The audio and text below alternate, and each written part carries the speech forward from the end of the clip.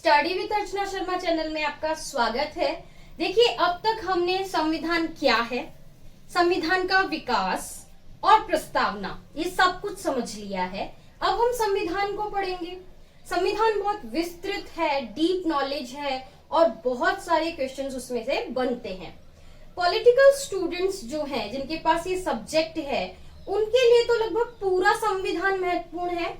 पर वो स्टूडेंट्स जो कॉम्पिटिशन्स की तैयारी करते हैं और जिनके फर्स्ट पेपर में, जीके के पेपर में पॉलिटी का कुछ पार्ट आता है, काफी बड़ा पार्ट आता है। पॉलिटिकल साइंस राज्य व्यवस्था से संबंधित है, तो बहुत सारे प्रश्न उसमें से आते हैं, तो उन लोगों को भी इसकी जानकारी होनी चाहिए, ठीक है ना। पर पॉलिटिकल साइंस के स्टूडेंट के लिए पूरा संविधान, और जो पॉलिटिकल साइंस के स्टूडेंट्स नहीं हैं, जीके के लिए पॉलिटिकल साइंस पढ़ रहे हैं, उनके लिए संविधान में से कुछ महत्वपूर्ण भाग इंपॉर्टेंट होते हैं, ठीक है ना। तो उनका भी अध्ययन करेंगे हम लोग। तो आज की क्लास में हम ऐसा करते हैं कि संविधान को थोड़ा सा संक्षिप्त में एक साथ समझ लेते हैं, फिर एक एक भाग लेके एक एक लेक्चर तो हम वैसे भी बनाएंगे, ठीक है ना। तो हम ऐसा करते हैं, एक तरीके से संविधान के इंडेक्स को आज समझ लेते हैं, है ना, विषय वस्तु को। शुरुआत करते हैं। देखिए, संविधान जब बना था तो इसमें 395 अनुच्छेद, 22 भाग और 8 अनुसूचियां थी। वर्तमान में इस संविधान में 395 अनुच्छेद, 22 भाग और 12 अनुसूचियां हैं। अब प्रश्न ये उठता है, जब इतने संशोधन हो चुके हैं तो भाग और अनुच्छेद क्यों नहीं बढ़ रहे हैं, है ना। देखिए, भाग और अनुच्छेद संख्यात्मक दृष्टि से नहीं बढ़े हैं। 395 अनुच्छेद के आगे 396 अनुच्छेद अभी तक नहीं जोड़ा गया है, या 22 भाग के आगे 23वां भाग अभी तक नहीं जोड़ा गया है। जितने भी संशोधन हुए हैं, नया जुड़ा है, वो उपभाग के रूप में जुड़े हैं, क ख ग लगाकर अनुच्छेद के रूप में जुड़े हैं। तो संख्यात्मक दृष्टि से हमसे पूछा जाए कि जब संविधान बना था तब और वर्तमान में कितने भाग और अनुच्छेद है, हम कहेंगे 395 अनुच्छेद, 22 भाग, है ना। लेकिन गणना की दृष्टि से अगर हम एक एक को गिनते हैं तो अनुच्छेदों की संख्या भी बढ़ गई है और भाग की संख्या भी बढ़ गई है। जैसे जैसे संशोधन होंगे ये संख्या बढ़ती जाएगी, है ना। पर गणना की दृष्टि से और एक्सप्लेन कर देंगे इस चीज को, एक एक जब पढ़ेंगे तब बताते हुए जाएंगे कि ये बढ़ गया है और इस तरीके से ये है। क्लियर। चलिए हम भाग की बात कर लेते हैं। देखिए, संविधान में 22 भाग हैं। हम इन 22 को अच्छे से समझ लेते हैं कि किस में क्या क्या है। ऐसा करते हैं, अनुच्छेद भी भाग के साथ ही ले लेते हैं, आपको क्लियर लगेगा, समझने में आसानी होगी। चलो फिर एक साथ ही ले लेते हैं भाग और अनुच्छेद। हम ऐसा करते हैं, यहां से शुरू करते हैं। इस तरफ हम अपने माइंड के लिए, याद रखने के लिए कोई क्लू या लिंक जोड़ते जाएंगे, मतलब एक तरह से रफ वर्क कर लेंगे, और इस तरफ जो हमें वाकई में याद रखना है उसको कर लेंगे, ठीक है। चलिए देखो, जब संविधान की बात आती है, किसी भी संविधान की, तब क्या आता है दिमाग में सबसे पहले? उस देश का नाम, उसके राज्यों के बारे में, है ना। ठीक ऐसा ही भारतीय संविधान में है। क्या आएगा सबसे पहले? किसी भी देश की संविधान की बात करेंगे तो उस देश के बारे में आएगा। क्या आएगा? उस देश के बारे में आएगा। तो ठीक ऐसे ही हमारे संविधान में भी है भाग 1। ये जो भाग 1 है ये संबंधित है संघ और राज्य क्षेत्र से, ठीक है ना। भाग 1 ये संबंधित है संघ और राज्य क्षेत्र से। संघ और राज्य क्षेत्र में क्या क्या आएगा? देखिए, सबसे पहला जो हमारा 1 नंबर का अनुच्छेद है, नंबर 1, वो क्या कहता है? भारत अर्थात इंडिया राज्यों का संघ है। भारत का नाम बता रहा है, हिंदुस्तान नहीं है इसमें, है ना। भारत अर्थात इंडिया, तो ये भाग 1 में है। ये जो भाग 1 है इसमें क्या क्या है कि भारत में, भारत अर्थात इंडिया राज्यों का संघ, नए राज्यों का प्रवेश किस तरह होगा, नए राज्यों का निर्माण किस तरह होगा, राज्यों में सीमा परिवर्तन किस तरह होगा, ये सब कुछ जो है वो इसके अंदर आता है। अच्छा, ये अनुच्छेद अभी साथ में ही चला रहे हैं अपन, तो अनुच्छेद भी रख लेते हैं, ठीक है। क्रम रहेगा ना तो आपको याद करने में आसानी रहेगी, और ये एक दूसरे से जुड़े हुए हैं क्रम से, तो आराम से हो जाएगा। तो यहाँ कौन सा अनुच्छेद आएगा? जब हम शुरुआत कर रहे हैं तो नंबर 1 ही आएगा। चलिए अनुच्छेद 1। अब आपको ये याद रखना है कि इस भाग में कुल 4 अनुच्छेद है, तो 1 से लेके 4 तक भाग 1 में अनुच्छेद है और भाग संघ और राज्य क्षेत्र से संबंधित है। क्लियर हो गया भाग 1। अब हम देखो भाग 1 हो गया है, देश की बात हो गई है। जहां देश की बात होगी वहां किसकी बात होगी? लोगों की, नागरिकों की। तो अगला क्लू क्या होगा हमारा? लोग, मतलब नागरिक। ठीक है ना। और अगला भाग क्या होगा हमारा? नागरिकता से संबंधित। तो भाग 2 किससे संबंधित है? नागरिकता से, है ना। अच्छा, नागरिकता में क्या क्या आएगा? नागरिकता के अंदर आता है, नागरिकता के अंदर आता है, देखो सॉरी, नागरिकता में सबसे पहली चीज भारत ये निर्धारित करता है कि वो भारतीय नागरिकता किस किस को और किस किस तरीके से देगा, है ना। नागरिकता के अनुच्छेद कर लेते हैं एक बार, फिर समझ लेंगे इसमें क्या क्या है। देखिए ये अब, अच्छा बताइए अब इसमें कौन सा आएगा? वही क्रम से आएगा निश्चित रूप से। यहाँ 4 है तो आप खुद समझ जाइए, यहाँ 5 आएगा। 5वें अनुच्छेद से 11वें अनुच्छेद तक नागरिकता संबंधी अनुच्छेद है। अच्छा, नागरिकता में क्या क्या है? देखिए नागरिकता के अंदर आएगा, संसद निर्माण करती है कि किस किस हिसाब से नागरिकता देनी होगी। विदेश में रहने वाले भारतीय नागरिकों के लिए क्या क्या शर्तें हैं। कोई नया व्यक्ति जो भारतीय नागरिक बनना चाहता है उसे क्या क्या कंडीशंस पूरी करनी होगी। ठीक है ना। और एक चीज और, जब हमारी जो वास्तविक स्थिति है वो भारत पाक के बंटवारे पर स्थित है, तो उस समय भी नागरिकता के लिए बहुत सारी चीजें बनाई गई थी। पाकिस्तान से भारत आने वाले व्यक्तियों के लिए क्या क्या होगा? कई ऐसी कंडीशंस थी जहां भारत से पाकिस्तान जाकर पाकिस्तान से वापस भी भारत लोग आए, तो उनके लिए क्या क्या होगी? ये सब कुछ नागरिकता संबंधी प्रावधान भाग 2 नागरिकता में है और अनुच्छेद 5 से 11 में है। यहां तक क्लियर हो गया। अब देखिए हमने देश की बात कर ली है, लोगों की बात कर ली है, अब लोगों को अधिकार दे देते हैं। क्रम तो यही बनेगा। तो हमारा अगला क्लू क्या होगा? अधिकार, है ना। ये मैं इसलिए लिख रही हूं ताकि कनेक्शन आपके माइंड में बनता जाए और आप समझ जाएं कि अब इसके बाद ये आएगा, है ना। अधिकार, अधिकारों में हमें क्या मिला है? सबको पता है, मूल अधिकार, हमारे मौलिक अधिकार। तो देखो मौलिक अधिकार ऐसी चीज है जो लगभग हर जीके के पेपर में आ जाती है ना। तो ये हर स्टूडेंट के लिए तैयारी करने का विषय है। याद रखिएगा मौलिक अधिकार भाग 3 में है। ठीक है, भाग 3 में है मौलिक अधिकार, मतलब मूल अधिकार। ये जो मूल अधिकार हैं, ठीक है ना, मूल संविधान में ये 7 थे। आता है प्रश्न कई बार। मूल संविधान में 7 थे, वर्तमान में 6 रह गए हैं। एक मूल अधिकार जो कि संपत्ति का अधिकार था, अब वो कानूनी अधिकार बन गया है ना। कानूनी अधिकार और इसमें क्या डिफरेंस हुआ? जब मैं मूल अधिकार पढ़ाऊंगी ना तो और विस्तृत बता दूंगी। अभी छोटा बता देते हैं कि देखिए जब मूल अधिकार का हनन होता है तो हम न्यायालय की शरण ले सकते हैं, पर अब संपत्ति के अधिकार को मूल अधिकार से निकाल दिया है, उसे कानूनी रूप दे दिया है, तो हम इस मूल अधिकार के तहत न्यायालय में शरण नहीं ले सकते हैं। अच्छा, अनुच्छेद, बिल्कुल मूल अधिकार के अनुच्छेद तो पूछ ही लिए जाते हैं। यहाँ 11 है, क्या आएगा? 12 से लेकर मूल अधिकार 35 तक है। 35वां संवैधानिक उपचारों का अधिकार। मूल अधिकार तो लगभग लोगों को पता होंगे, स्वतंत्रता, समानता और ये सब कुछ अपन विस्तृत अलग से वीडियो भी लेके आएंगे इसके लिए। यहाँ तक क्लियर हो गया। अच्छा, अधिकारों से ही रिलेट करते हैं अपन आगे। देखो मूल अधिकार जहां नागरिकों को दिए गए हैं, वहीं राज्यों के लिए कुछ गाइडलाइन दी गई है। ये इसलिए दी गई थी क्योंकि हमारा उद्देश्य था लोक कल्याणकारी राज्य की स्थापना। पर जब भारत स्वतंत्र हुआ तब की स्थिति अलग थी। तब क्या था? तब था कि हम इतने विकासशील तो अभी भी हैं, पर अभी उस चीज से बहुत आगे आ चुके हैं। ठीक है, तो लोक कल्याणकारी योजनाओं बनाने के लिए ना तो हमारे पास संसाधन थे ना बजट था।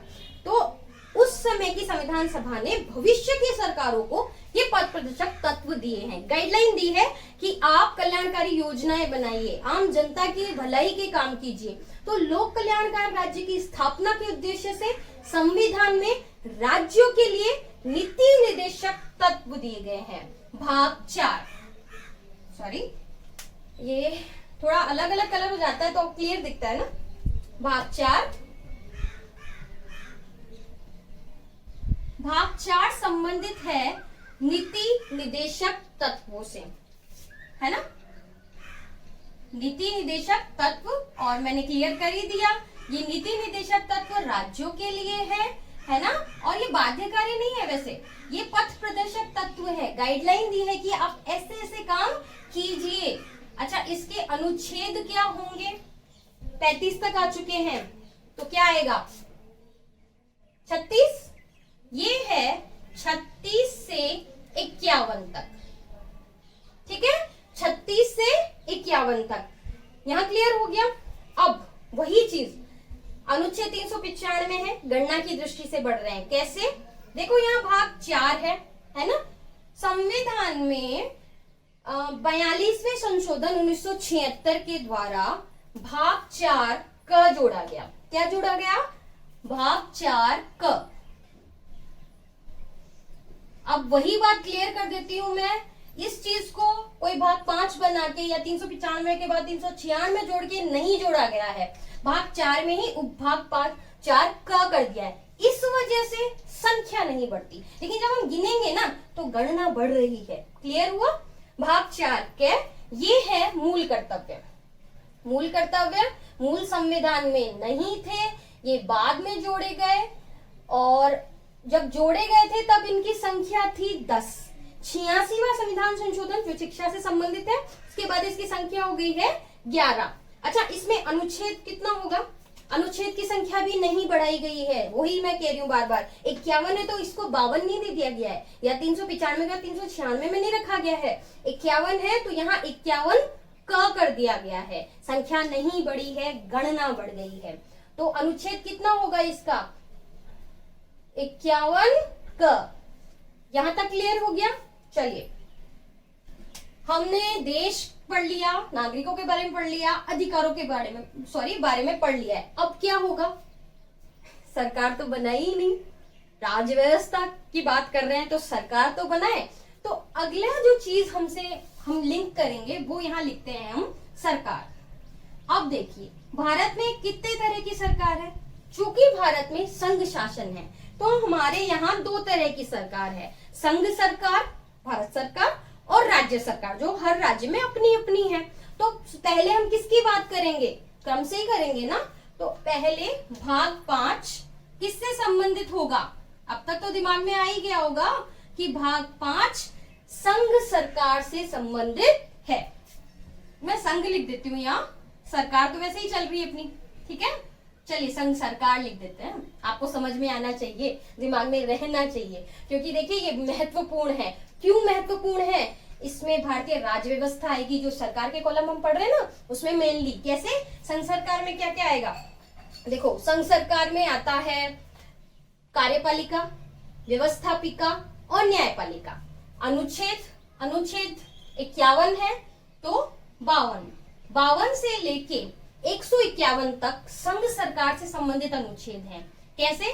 कार्यपालिका में क्या क्या होता है? कार्यपालिका में राष्ट्रपति, उपराष्ट्रपति, मंत्री परिषद, है ना, महान्यायवादी होते हैं। व्यवस्थापिका में लोकसभा, राज्यसभा, उसके बाद न्यायपालिका, उसके बाद महानियंत्रक, महालेखा परीक्षक, वो सारी आएंगी, ठीक है ना।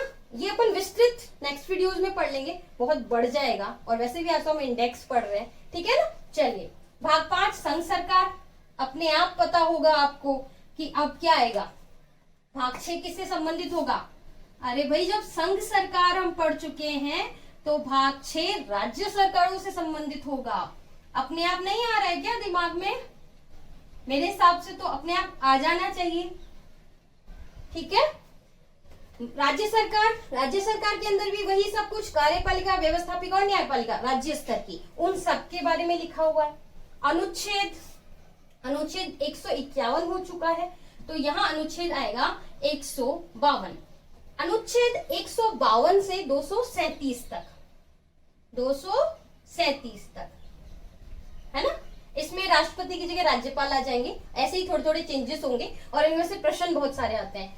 यहाँ तक थियोरी मतलब अनुच्छेदों के हिसाब से हमें व्यवस्था पूछ ली जाती है, और फिर व्यवहारिक प्रश्न भी आते हैं कि कब कौन से मुख्यमंत्री बने थे, कितने चुनाव हुए थे, कितना बहुमत मिला था। तो ये सब कुछ अपन पढ़ेंगे जब ये विस्तृत वीडियोस अपन बनाएंगे, ठीक है ना। चलिए भाग 6 हो गया। अब आते हैं हम भाग 7 पर। देखो भाग 7 के लिए एक चीज याद रखना आप लोग, भाग 7 अब निरसित हो चुका है, ठीक है ना। निरसित हो चुका है मतलब प्रभावी नहीं है वो। निरसित क्यों है? देखिए जो भाग 7 है ना, वो संबंधित है पहली अनुसूची के भाग 6 के राज्यों से। वो जो राज्यों का वर्गीकरण किया था शुरू में क ख ग घ, उससे संबंधित, ठीक है ना। तो इसको निरसित कर दिया गया, मतलब इसको एक तरह से शून्य प्राय हो गया, ये प्रभावी नहीं है, और ये 7वें संशोधन से निरसित हुआ था।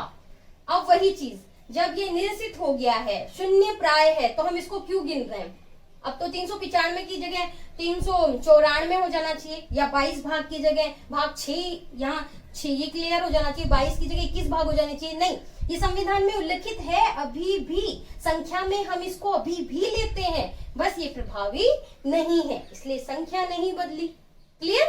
तो भाग 7 निरसित हो चुका है। अनुच्छेद ध्यान रख लीजिए, क्रम नहीं टूटना चाहिए अपना। तो अनुच्छेद इसमें एक ही है, और वो है 237 है तो 238। चलो हो गया। देखो सरकारों की बात चल रही है अभी भी। याद रखना, अधिकारों की लिंक में हमने 3 पढ़े हैं, है ना, और सरकार में हम कितने पढ़ रहे हैं? 1 2 3, 2 और पढ़ेंगे अभी।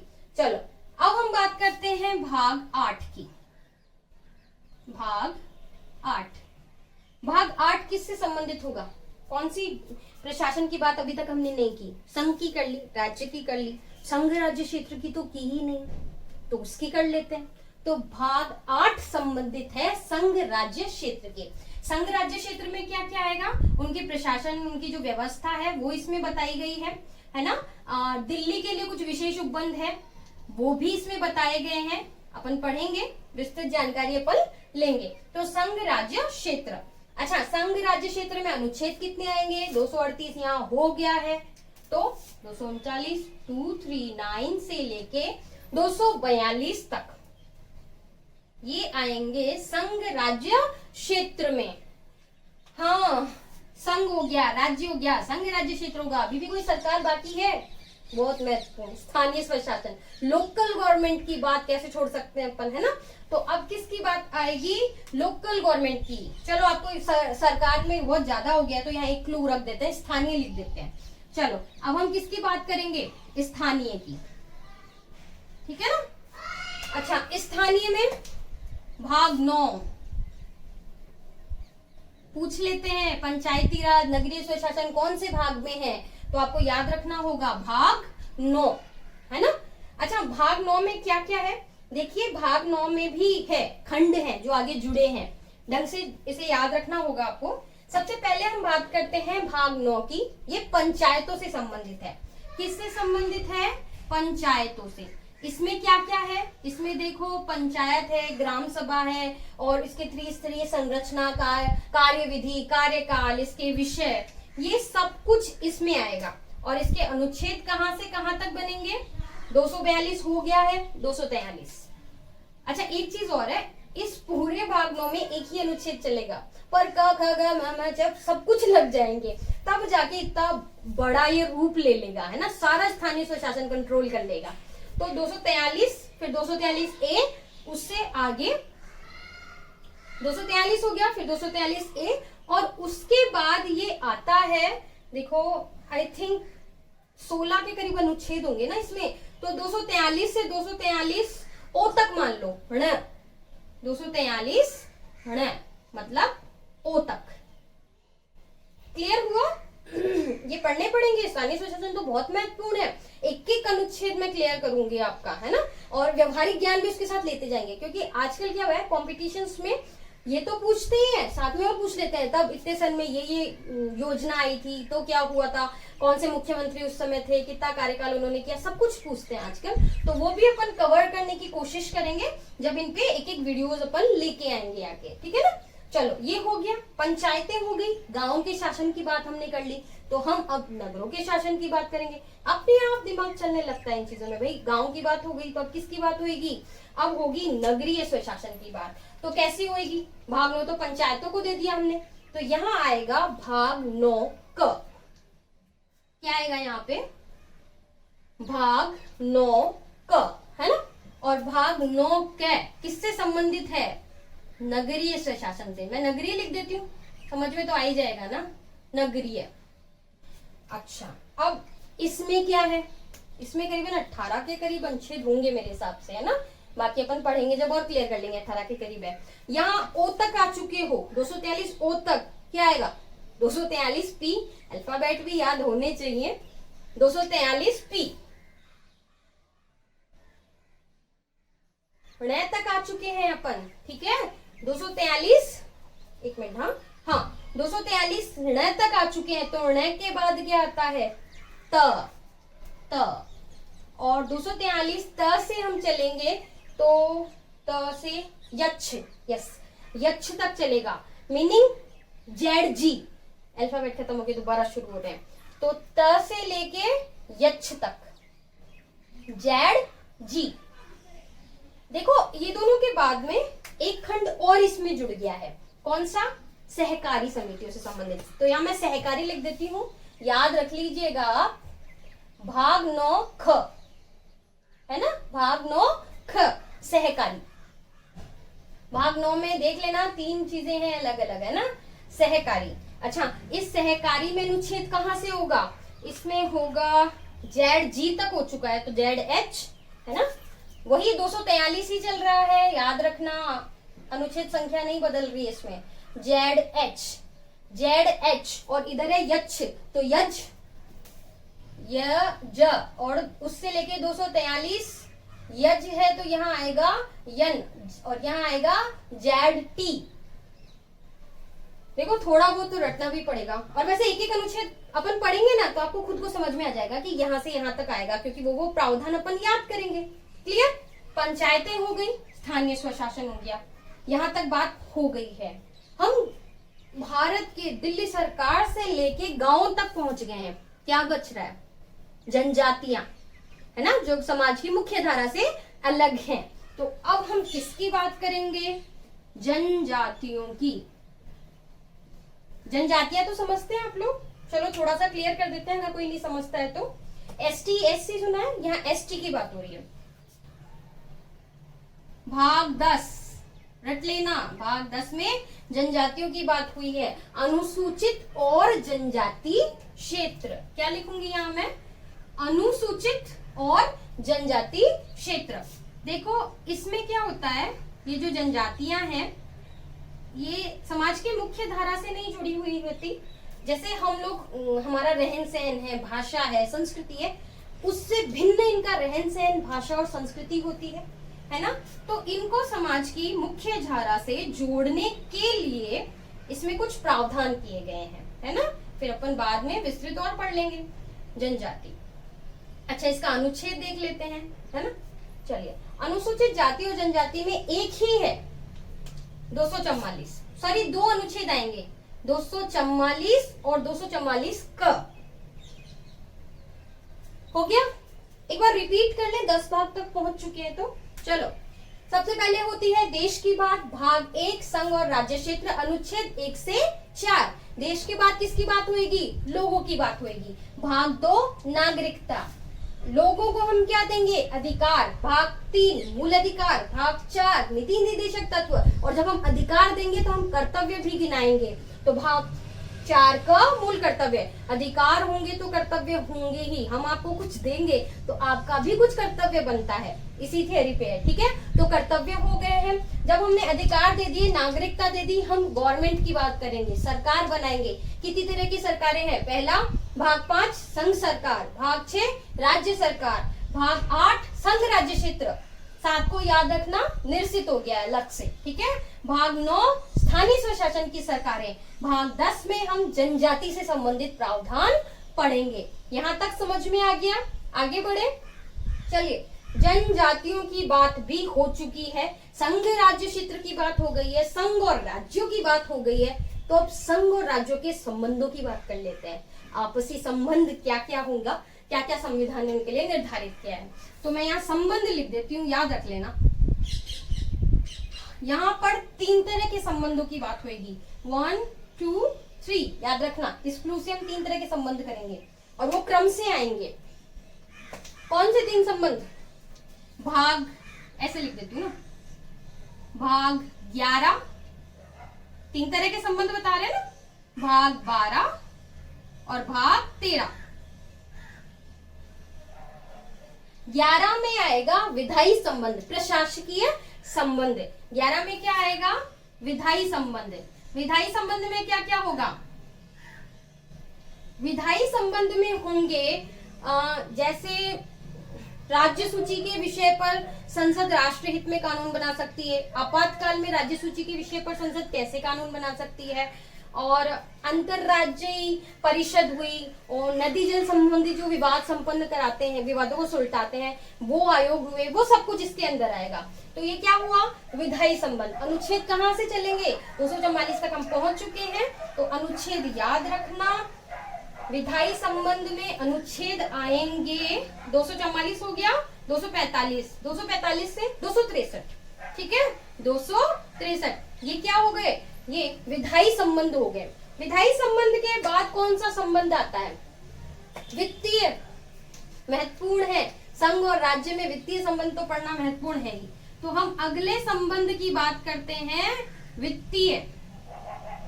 इसमें क्या क्या होगा? इसमें वित्त आयोग होगा, है ना। वित्तीय में क्या आएगा? वित्त आयोग आएगा, और संचित निधि, आकस्मिक निधि, वो सब इसमें आएगी। निधियों के नाम तो सुने होंगे ना, वो आगे आपको इसमें समझा देंगे, ठीक है। तो वित्तीय हो गया। अनुच्छेद 264 से, याद रखना, अब इंपॉर्टेंट चीज बता रही हूँ, 264 से 300A। मैंने इसको 300A को जरा जोड़ देके क्यों कहा? ये 300A आपको पता है कौन सा अनुच्छेद है? संपत्ति का, जो मूल अधिकारों से निकलकर यहाँ ऐड हुआ है, 300A, है ना। अब ये कानूनी अधिकार बन गया है, तो याद रखिएगा कि संपत्ति का अधिकार मूल अधिकार से निकाल दिया गया है, कानूनी अधिकार बन गया है। संघ राज्य क्षेत्रों के संबंधों के भाग 12 में वित्तीय संबंधों के अंतर्गत ये आता है। क्लियर हो गया। अब हम वाणिज्यिक, व्यापारिक संबंधों की बात करेंगे। भाग 13, व्यापारिक संबंध या वाणिज्यिक संबंध, कुछ भी कह सकते हैं, आपकी मर्जी है भाई, समझना है, ठीक है, दिमाग में फिट होना चाहिए। व्यापारिक संबंध, और व्यापारिक संबंध जो है वो 300 तक हो चुका है, तो 301 से चलेंगे, 301 से 307, याद रखना, ठीक है। 301 तो आप समझ ही जाओगे, यहाँ 300A हो चुका है, तो यहाँ 301 आएगा। 1 से लेके 7 तक व्यापारिक संबंध संघ राज्य क्षेत्रों से। 3 तरह के संबंध क्लियर हो गए। चलिए आगे बढ़ते हैं। देखो, संबंधों की बात हो गई, तो किसकी बात होगी भाई? संबंध तो निर्धारित हो गए, अब प्रशासनिक ढांचा भी तो हमें चाहिए काम के लिए, सेवाएं चाहिए, सिविल सेवाएं। तो अब क्या आएगा? यहाँ मैं सिविल सेवाएं लिख देती हूँ, है ना, याद रह जाएगा आपको, सिविल सेवाएं, है ना।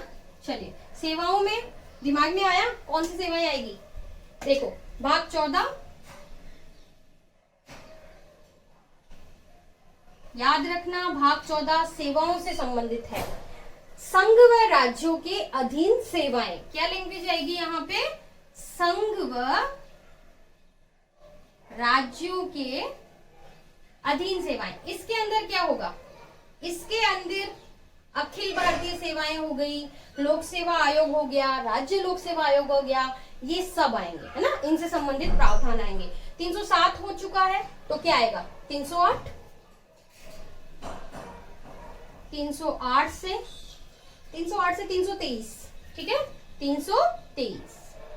अच्छा, एक चीज याद रखना, भाग 14 है, संघ व राज्यों के अधीन सेवाओं की बात हो रही है। 308 से अधीन सेवाओं की बात हो रही है ना, हाँ, 308 से ये आएगा 323 तक। अब इसमें एक और जोड़ दिया गया है। क्या जोड़ दिया गया है? भाग 14 क, ठीक है, बढ़ गया ना एक भाग, पर क्या 14 का 15 किया है? नहीं किया है, वही चीज है। भाग 14 के, ये किससे संबंधित है? प्रशासनिक अधिकरण से। किससे संबंधित है? प्रशासनिक अधिकरण।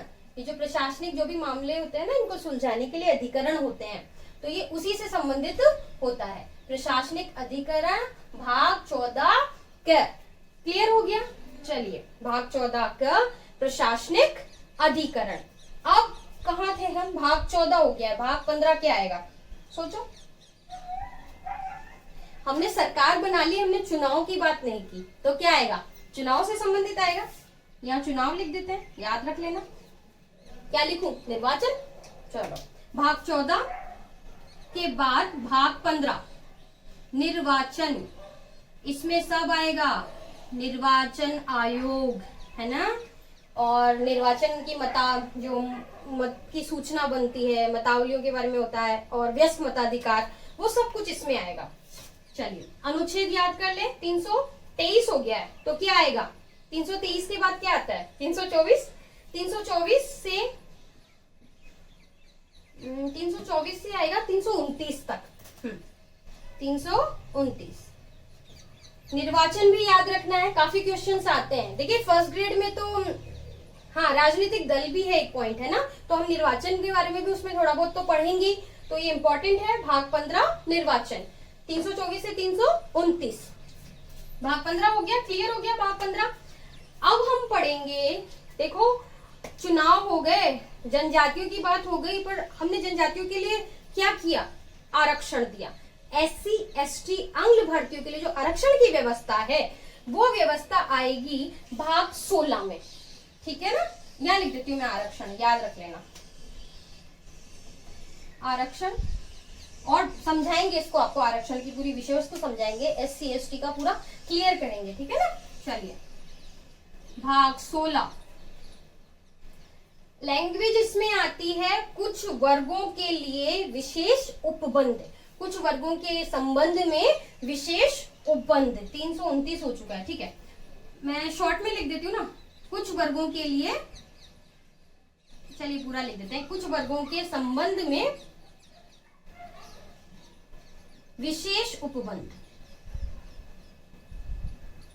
उपबंध। और 330 हो गया है ना, सॉरी 329 हो गया है, तो यहां आएगा 330, और 330 से लेके 342 तक इसके उपबंध चलेंगे। 330 से लेके 342 तक, 330 से 342 तक क्या आएगा इसमें? इसमें लोकसभा में, राज्य विधानसभाओं में ST SC और आंग्ल भारतीयों के लिए जो सीटों का रिजर्वेशन किया गया है, किस हिसाब से किया गया है, वो सब कुछ इसके अंदर आता है। और आयोग जो भी बनते हैं ना इससे संबंधित, वो भी इसके अंदर आते हैं। चलिए, हम कहां तक पहुंच चुके हैं? भाग 16 तक क्लियर हो गया है। भाई, हमने सारा कुछ कर लिया, भाषा तो निश्चित की नहीं, चुनाव करवा रहे हैं, सब कुछ करवा रहे हैं, तो अगला क्लू क्या होगा? भाषा, है ना, भाषा से संबंधित भाग आएगा। भाग 17 राजभाषा। राजभाषा में क्या क्या होगा? राजभाषा, प्रादेशिक भाषा, संसद की कार्यवाही चलाने की भाषा, न्यायालय की कामकाजी भाषा, सब कुछ इसके अंदर अपन पढ़ेंगे। संसदीय समिति, ये सब कुछ किसमें आएगा? इसमें आएगा। चलो, 342 हो गया है, तो क्या लिखूं? 343। अनुच्छेद 343 से ये चलेगा 151 तक, है ना, अनुच्छेद 343 से 151 तक। और क्या क्या आएगा मैं क्लियर कर चुकी हूँ। हो गया। देखो, राजभाषा, भाषा बहुत इंपॉर्टेंट चीज रही है, थोड़ी विवादास्पद भी रही है ना। उत्तर भारत और दक्षिण भारत में काफी मतभेद रहे हैं इस चीज को लेके, तो जब भाषा की बात करें तो मुसीबत की भी बात कर लेते हैं। वैसे राजभाषा बहुत सम्माननीय चीज है, मैं सिर्फ आपको याद कराने के लिए ऐसा कह रही हूँ। तो अब हम बात करते हैं मुसीबत की। और जब मुसीबत पड़ती है तो संविधान ने हमारे लिए क्या व्यवस्था की है? आपात उपबंध। आपातकाल की व्यवस्थाएं जो है ना, वो वही तो होगी। तो सॉरी, यहाँ पेन गड़बड़ कर रहे हैं। चलो, भाग 18 आपात उपबंध, बहुत अच्छे से याद रखना, बहुत सारे क्वेश्चंस इसमें से आते हैं। पूरे अनुच्छेदों में से पूछ लिया जाता है। और फिर व्यवहारिकता की बात करें तो कब कौन सा लगा था, कितने साल तक चला था, उस समय किसकी सरकार थी, बहुत सारे प्रश्न बनते हैं। भाग 18 आपात उपबंध। देखो इसमें 352, 356 और 360 तीन तरह के संवैधानिक बात की गई है आपातकाल की, और अच्छे से आपको एक्सप्लेन करेंगे, इसका अलग से वीडियो लेके आएंगे। अनुच्छेद याद कर लेते हैं। 351 हो गया, 352, तीन तरह की आपातकाल की यहाँ बात हुई है। तो 352 से लेके 360 तक आपात उपबंध है। क्लियर हो गया? चलो भाग 18 के बाद भाग 19 जो है ना, थोड़ा सा एक तरह से समझ लो विविध उपबंध है, उसमें कई टाइप के उपबंध एक साथ रख दिए हैं। इसको संविधान की भाषा में प्रकीर्णन कहते हैं। क्या कहते हैं? प्रकीर्ण।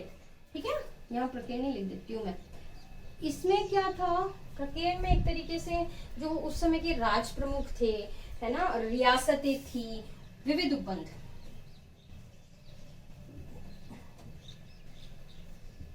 उनसे संबंधित है ये, है ना। उस समय के राज प्रमुख हुई और रियासतें हुई, उनसे ये संबंधित है। प्रकीर्ण मतलब विविध तरह के उपबंध इसके अंदर है। और अनुच्छेद आएगा 300। ये पॉलिटिकल स्टूडेंट को तो पढ़ना ही है, पर ये जीके के पेपर में नहीं आता है, तो ये वाला भाग इतना इम्पोर्टेंट नहीं है। लेकिन व्यवहारिक ज्ञान में पूछ लेते हैं कि उस समय के राजा महाराजाओं के लिए, रियासतों के लिए क्या क्या व्यवस्था थी। ठीक है, 361 हो चुका है, तो 361 से 367, हाँ 367 तक इसके अनुच्छेद चलते हैं। भाग 19 क्लियर हो गया है। अब हम पढ़ेंगे भाग 20, बहुत इंपॉर्टेंट। हमने पूरा संविधान लगभग कंप्लीट करने पे आ गए, संशोधन की बात नहीं की, तो अब क्या बात आएगी? संशोधन इंपॉर्टेंट है, ठीक है ना। और तीन तरह से होता है, सामान्य बहुमत, विशेष बहुमत, और कई चीजों में राज्यों की सहमति भी ली जाती है। तो भाग 20 याद रखना, भाग 20 में संशोधन से संबंधित प्रावधान है। ठीक है, संविधान संशोधन, संशोधन लिख देती हूँ, याद रख लीजिएगा। संशोधन अनुच्छेद, इसमें एक ही अनुच्छेद है और कई बार पूछा गया है। संशोधन, संविधान संशोधन किस अनुच्छेद के तहत होता है, और कई बार न्यायिक दृष्टिकोण भी आया है इस पे, केशवानंद भारतीवाद में भी हुआ था, बहुत विस्तृत बताएंगे आगे के वीडियोस में। ठीक है, संशोधन 367 हो गया है, एक ही अनुच्छेद है, याद रखना 368 हो गया। भाग 20 कंप्लीट। कौन सा भाग आएगा? भाग 21। चलो 21 जो है वो ऐसे कह सकते हैं कि राज्यों के बारे में कुछ विशेष उपबंध किए गए हैं। भाग 21 देखो, कुछ स्पेशल कंडीशंस होती हैं कुछ राज्यों की, कुछ मिलाते टाइम ऐसे मिले, जैसे जम्मू कश्मीर की उसे स्पेशल कंडीशन दी गई है ना, और कुछ अपने एरिया के कारण स्पेशल कंडीशन में, तो उनके लिए अलग से कुछ विशिष्ट प्रावधान किए गए हैं। मैं लिख देती हूँ, राज्यों के लिए विशिष्ट प्रावधान। ठीक है, याद रखना, विशिष्ट प्रावधान। तो भाग 21 इसी से संबंधित है, और इसको अस्थायी, संक्रमणकालीन और विशेष उपबंध के नाम से विषय वस्तु में मिल जाएगा। आप इंडेक्स में देखेंगे ना संविधान की, तो मिल जाएगा। यहाँ मैं अस्थायी लिख देती हूँ। ठीक है ना, राज्यों के बारे में है, विशेष उपबंध है, संक्रमणकालीन है, अस्थायी है। 368 हो गया है। अनुच्छेद क्या आएगा? 369 से लेकर कहां तक आएगा? ये आएगा 392 तक। इन अनुच्छेदों को देख के कुछ दिमाग में आया? 369 से 392, इनमें से एक, इनके बीच का एक अनुच्छेद बहुत अभी चर्चा में रहा है, 370। अभी भी समझ में नहीं आया? अनुच्छेद 370 जम्मू कश्मीर से संबंधित था। ठीक है, राज्यों के लिए कुछ विशेष प्रावधानों में, इसी में अभी चेंजेस हुए हैं ना, वो तो अलग से वीडियो बनाना पड़ेगा, काफी बड़ा टॉपिक है ना, तो वो आपको क्लियर कर देंगे। पर याद रखना भाग 12 में है ये, है ना, और अनुच्छेद 370 जम्मू कश्मीर से संबंधित है। हो गया, अंतिम कर लेते हैं। अब हम बात करते हैं भाग 22 की। भाग 22 जो है ना, संक्षिप्त है, प्रारंभ की बात की गई है और हिंदी के प्राधिकृत पाठ की बात की गई है। इसके अंदर जो 16 अनुच्छेद लगे थे उसका भी है, और 395 में निश्चित हो गया है अभी। चलो भाग 22 क्या लिखूं यहाँ पे? संक्षिप्त लिख देते हैं। ठीक है ना, ये इतना इंपॉर्टेंट नहीं है, इसमें कुछ पॉलिटिकल साइंस के स्टूडेंट तो वैसे ही पढ़ेंगे ही। अच्छा, अनुच्छेद आप खुद बताइए। देखिए, जब यहाँ पर हो चुका है 392, क्या लिखूं 393, अंतिम अनुच्छेद है कहां तक होगा 395 तक। मेरे हिसाब से तो मुझे बताने की जरूरत नहीं है, आप खुद कैलकुलेट कर लेंगे। चलिए रिपीट कर ले, 10 तक हमने रिपीट कर लिया था ना, 11 से एक बार और रिपीट कर लेते हैं। चलो, केंद्र राज्य संबंधों की बात आ रही है, इसमें 3 भाग आएंगे, 3 संबंधों की बात करेंगे, 3 भाग 11, 12, 13 विधायी, वित्तीय, व्यापारिक। उसके बाद बात आएगी भाग 14 की, ये है सेवाओं से संबंधित, सिविल सर्विसेज। भाग 15 चुनाव से संबंधित है। भाग 16 कुछ वर्गों के लिए स्पेशल प्रावधान, मतलब ST SC से संबंधित है। भाग 17 हमारी भाषा से संबंधित है। भाग 18 में आपातकाल की बात है। भाग 19 में विशिष्ट उपबंध है, बहुत सारी इकट्ठे करके, और भाग 20 में संशोधन की बात है। भाग 21 अस्थायी है, कुछ राज्यों को विशिष्ट प्रावधान किए गए हैं, वो सब इसमें है। और भाग 22 संक्षिप्त है। आपका पूरा संविधान संक्षिप्त रूप में आपके सामने है। भाई मेरे हिसाब से ये तो क्लियर होना ही चाहिए, क्योंकि पॉलिटिकल साइंस पॉलिटिकल सब्जेक्ट के लिए भी जरूरी है और जीके के पेपर के लिए भी जरूरी है। तो ये अगर समझ में आ गया तो आप काफी कुछ समझ सकते हैं, ये बेस बन सकता है उस चीज का, है ना। चलिए 22 भाग क्लियर हो गया है। अब मैं आपको बताती हूँ कि 22 भाग संख्या में है, क्या है 22 भाग, ये संख्या में है। संविधान में कितने हैं 22 भाग है, कितने अनुच्छेद हैं 395 अनुच्छेद है। तो फिर भाग बढ़ गए वो कहाँ है। संख्या में भारतीय संविधान में 22 ही भाग है। गणना की दृष्टि से मतलब गिनेंगे तो भाग 25 सामने आएंगे। ये भाग 22 हो गया। चलो ऊपर से चलते हैं, यहाँ कुछ नहीं जुड़ा, दूसरे में कुछ नहीं जुड़ा, तीसरे में कुछ नहीं जुड़ा, चौथे भाग में जुड़ गया तो एक भाग बढ़ गया। भाग 22 है तो यहाँ क्या हो गया भाग 23। चलो फिर कुछ नहीं जुड़ा, कुछ नहीं जुड़ा, ये निकाल दिया गया है, निश्चित हो गया है। तो अब 23 पे आए थे पर एक निकल गया तो वापस भाग 22 हो गया। चलो उसके बाद इसमें कुछ नहीं जुड़ा, भाग 9 में जुड़ गए हैं, 2 भाग जुड़ गए हैं तो क्या आएगा यहाँ पे भाग 22 था ना, यहाँ 23 हुआ, यहाँ वापस 22 हुआ तो यहाँ क्या होगा 23 24, है ना। फिर कुछ नहीं जुड़ा, यहाँ पे ये जुड़ गया है नया, 24 हो गया है 25, 25 भाग क्लियर हो गए। गिनने की दृष्टि से, गणना की दृष्टि से संख्या अभी भी 22 ही है। तो प्रश्न आए, दोनों प्रश्न आप क्लियर यही जवाब देंगे। मूल संविधान में और वर्तमान में 395 अनुच्छेद है और 22 भाग है। हाँ, अनुसूचियां 8 से 12 हो गई है। वीडियो काफी बड़ा हो गया, अनुसूचियों के लिए नेक्स्ट वीडियो लेके आते हैं। चलिए थैंक यू, आपने मेरे वीडियो को देखा। प्लीज इसे लाइक कीजिए, शेयर कीजिए, मेरे और वीडियोस देखिए, लाइक कीजिए, शेयर कीजिए, मेरे चैनल को सब्सक्राइब कीजिए। एक बार जरूर कहूंगी, प्लीज आप इसे देखने के बाद कमेंट करके मुझे बताइए कि कहाँ कमी रह रही है, क्या समझ में नहीं आ पा रहा है और किस एरिया में आपको और जानकारी चाहिए। ठीक है, थैंक यू।